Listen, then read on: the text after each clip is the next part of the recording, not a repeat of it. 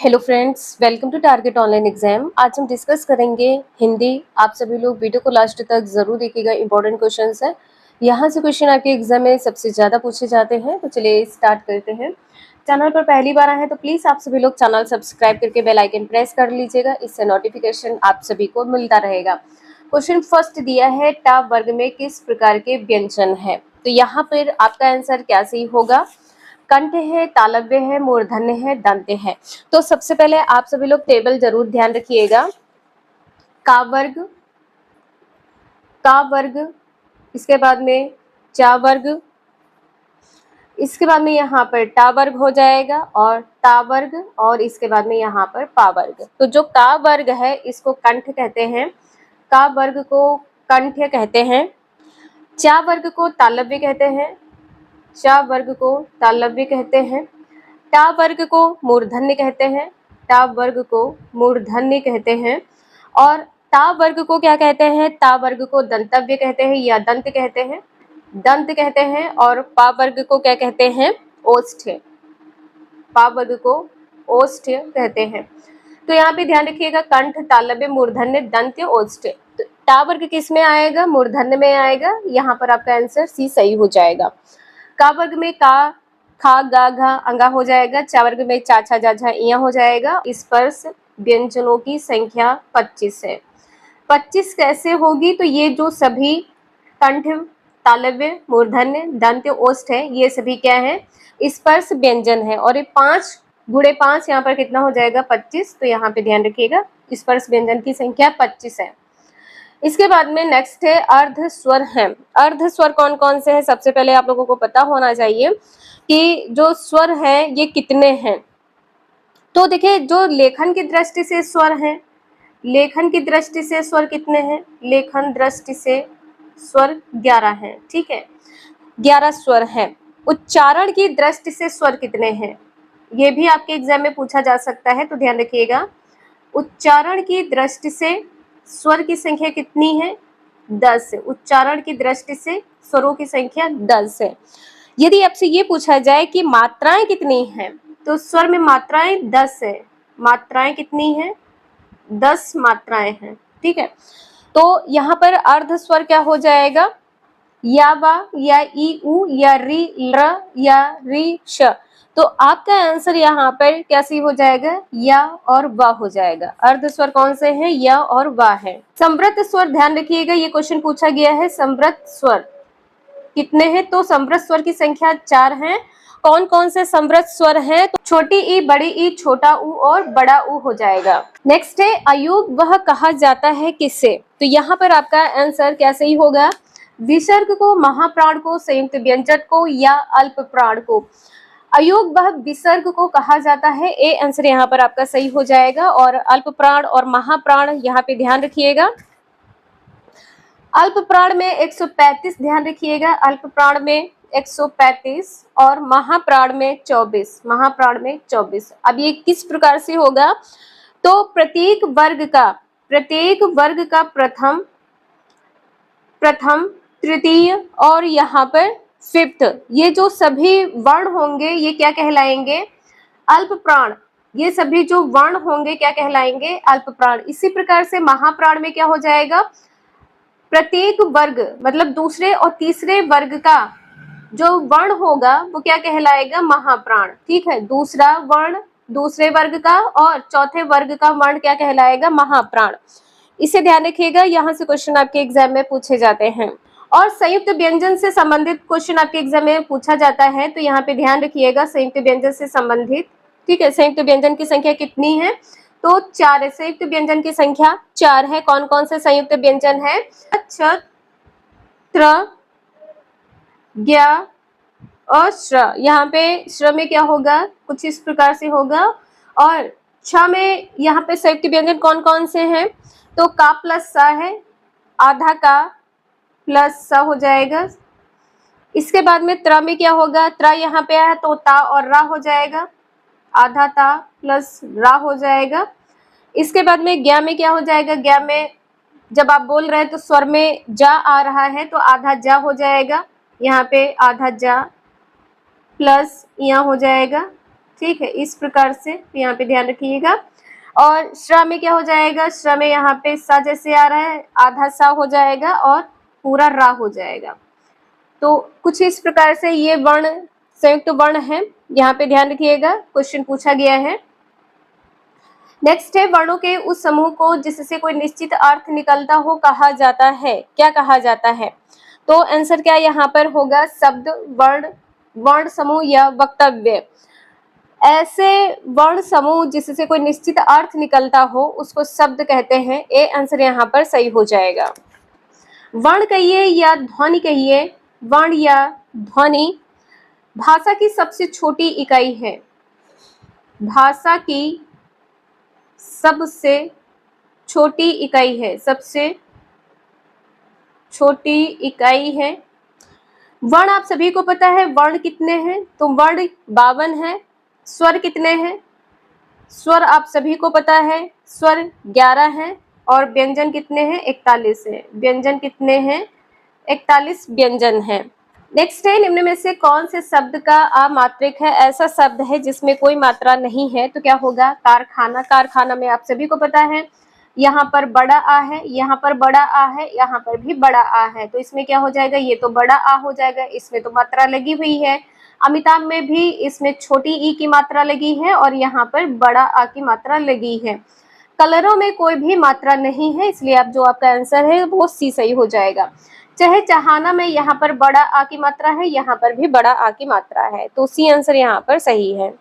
Next है, उच्चारण स्थान होता है, तो यहाँ पर क्या हो जाएगा, नासिक है, कंठोष्ठ है, या मूर्धन्य है, या कंठ तालव्य है।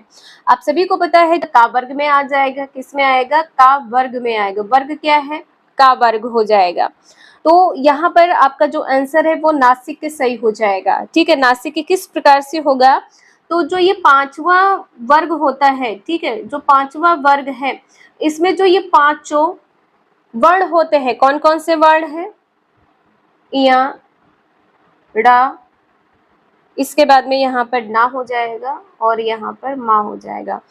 ठीक है, तो ये सभी क्या होंगे, ये नासिक वर्ण कहलाएंगे। यहाँ पे आप सभी लोग ध्यान रखिएगा। जो ये चंद्र बिंदु है, यहाँ पे ध्यान रखिएगा, जो चंद्र बिंदु है ये क्या है,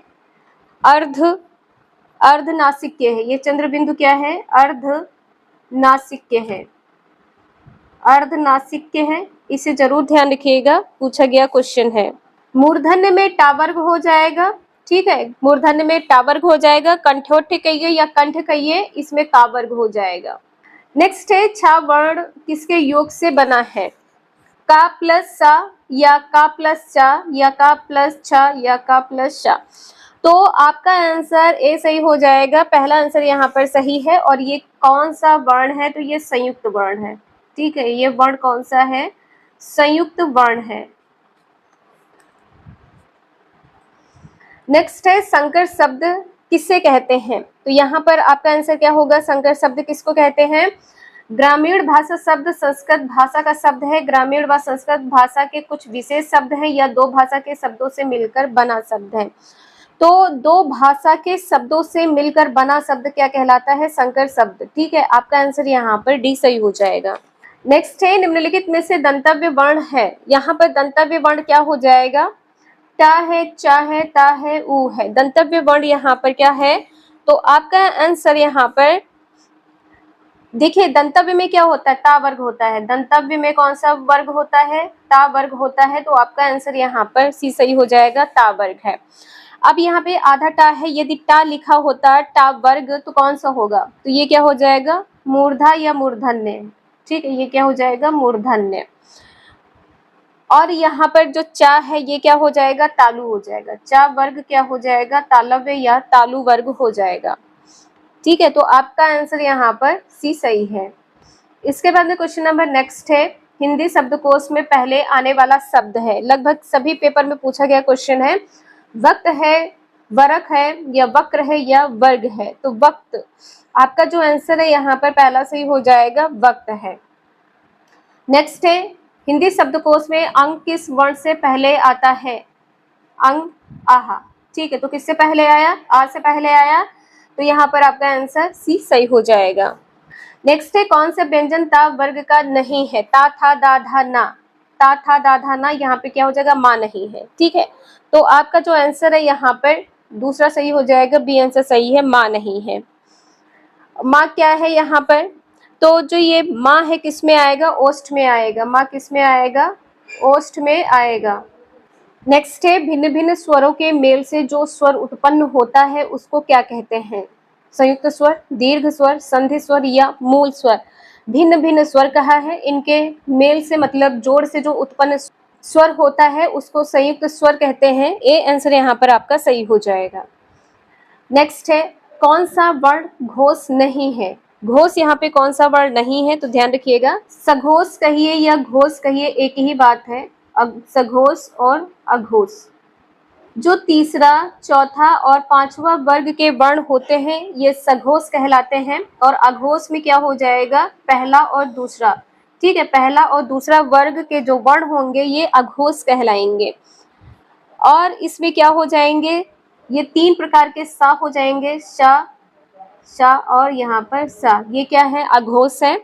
और सघोष में क्या हो जाएगा? सघोष में या, रा, ला और वा है, इसके बाद में यहाँ पर हा है।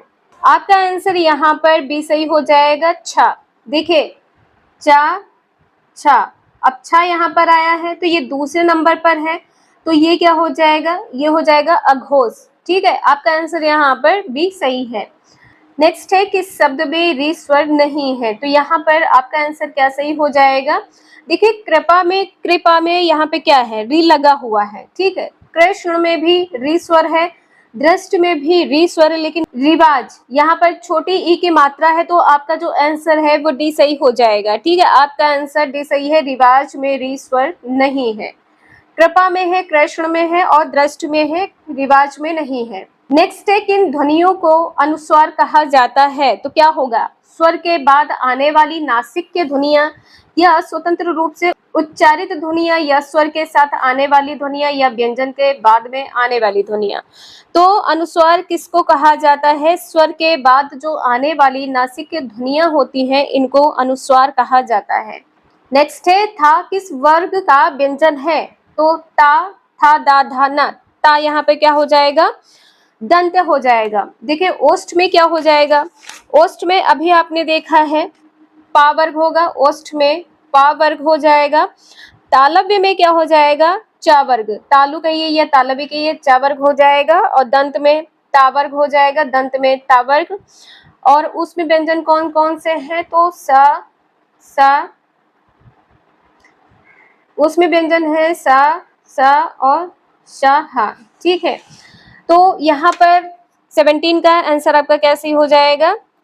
दंत। सी आंसर सही है, दंत।